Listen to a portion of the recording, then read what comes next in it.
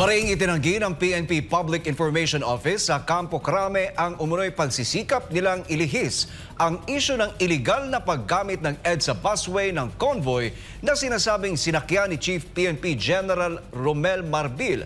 Pero sa kabila nito, isang PNP memorandum naman ang kumakalat sa social media na nag-uutos umano sa lahat ng police regional officers na pigilan ang diskusyon patungkol sa kontrobersya at gamitin ang iba't ibang estratehiya para pahupain ang usapin.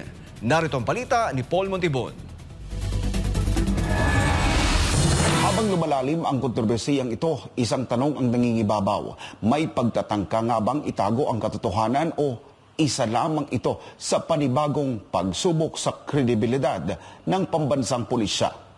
Batay sa lumabas na memo, inatasan ang lahat ng commander ng PNP na huwag magsalita hinggil sa issue at tanging ang Public Information Office ng Campo Crame lamang ang pwedeng sumagot sa mga katanungan. Kasama rin sa mga inatasang hakbang ang paggamit ng lahat ng PNP resources sa ilalim ng PICAG para i-overshadow ang kontrobersiya at limitahan ang negatibong epekto nito sa reputasyon ni Chief PNP Marbil. Bukod dito, inutusan din ang lahat ng police regional offices na maglabas ng sunod-sunod na accomplishments upang itulak sa sideline ang issue. Ayon sa dokumento, tatagal ang kautusan hanggang Marso 5, 2025 o hanggat hindi pa humuhupa ang kontrobersiya.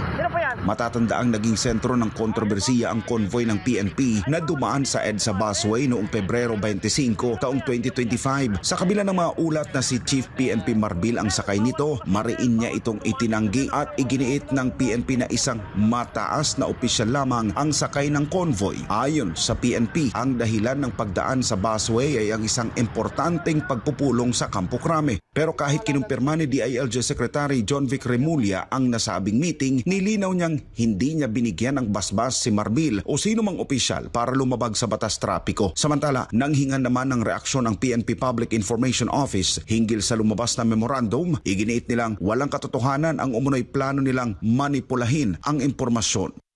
Sa huli, pananagutan at katotohanan pa rin ang dapat na manaig.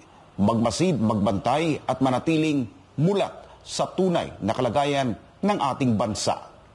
Para sa Diyos at sa Pilipinas kumahal, ako si Paul Montibon, SB9 News.